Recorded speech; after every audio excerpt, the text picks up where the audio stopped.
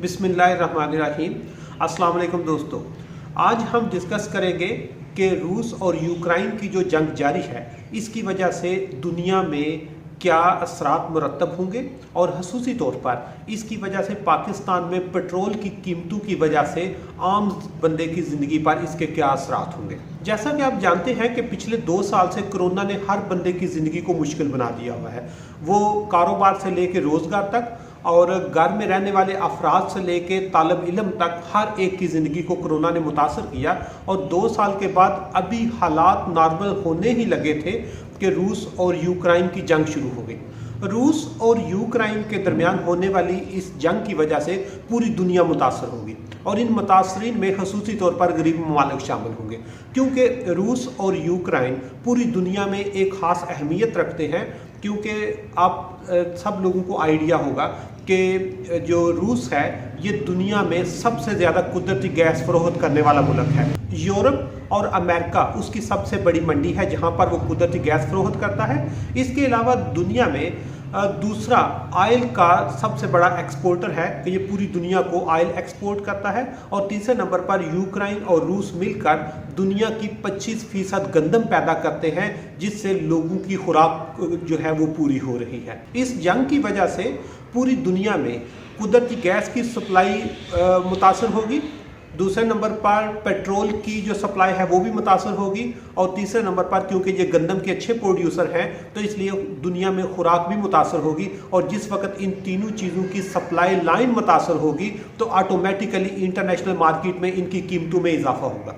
और जिस वक्त कीमतों में इजाफा होगा तो पेट्रोल, गैस और खुराक की कीमत में इजाफे से तकरीबन हर एक चीज़ की कीमत में काफ़ी हद तक इजाफा हो जाएगा। लेकिन अमीर ममालिक तो शायद इस इजाफे को किसी हद तक मैनेज कर ले, लेकिन गरीब ममालिक की ज़िंदगी मज़ीद मुतासर हो जाएगी। जैसा कि आप सब जानते हैं, जिस दिन रूस ने यूक्रेन पर हमले का प्लान बनाया उसी एक दिन में इंटरनेशनल मार्केट में एक बैरल ऑयल की कीमत $100 को क्रॉस कर गई। और ये $100 को जब इसने क्रॉस किया, ये पिछले 8 साल में सबसे ज़्यादा कीमत थी। अब अगर एक दिन में एक बैरल की कीमत 100 को क्रॉस कर जाती है तो इसका मतलब है कि पूरी दुनिया में ऑयल की प्राइसेस बढ़ जाएंगी। और जब गरीब मालिक में इसको हम कंपेयर करें तो गरीब मालिक में ये इजाफा थोड़ा सा ज़्यादा होगा, जिसकी वजह से इन में अफरात-ए-ज़ात की शिद्दत शायद अमीर ममालिक की निस्बत थोड़ी ज़्यादा हो।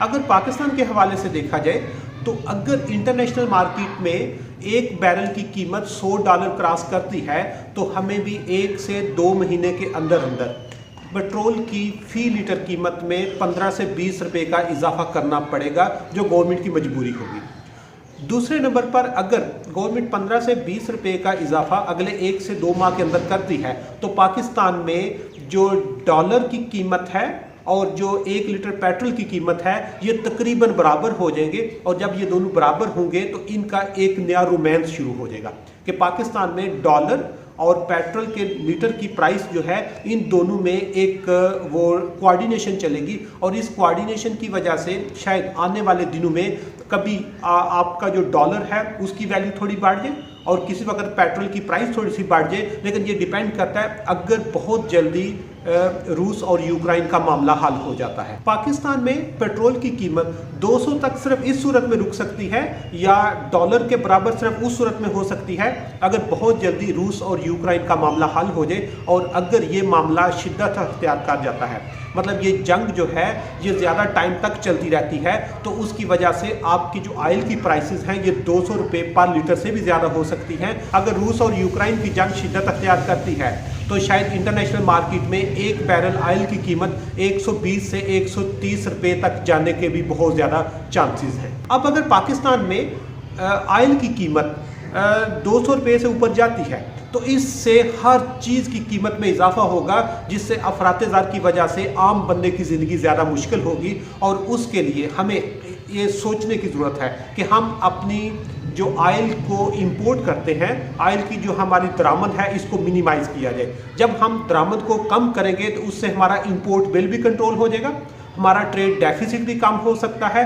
और हम ऑयल की प्राइसेस को भी कंट्रोल कर सकते हैं। और वो सिर्फ इस सूरत में मुमकिन है कि हम तेल की खपत को कम करें। और तेल की खपत को कम करने का सिर्फ हमारे पास एक ही तरीका है कि हम जो प्राइवेट व्हीकल्स हैं, जो प्राइवेट ट्रांसपोर्टेशन है, इसको मिनिमम करके गवर्नमेंट इसमें इनिशिएटिव ले और पब्लिक ट्रांसपोर्ट का सिस्टम इंट्रोड्यूस कराए। अगर हमारे पास एक बेहतरीन पब्लिक ट्रांसपोर्ट सिस्टम हो तो हर बंदा अपनी जाती गाड़ी की बजाय पब्लिक ट्रांसपोर्ट में ट्रैवल करेगा, जिसकी वजह से पेट्रोल की खपत भी कम होगी, रोड्स पे जो रश है वो भी कम हो जाएगा, जो ट्रैफिक जैम में आपका टाइम ज़ाया होता है वो भी बच सकता है, और रोड पे लोगों को जो ज़हनी कोफत होती है उससे भी बचा जा सकता है। ये हमारे इस बहुत बड़े मसले का बहुत आसान हल है, मगर इसके लिए हमें एक जामिया पॉलिसी मरतब करने की अशद ज़रूरत है।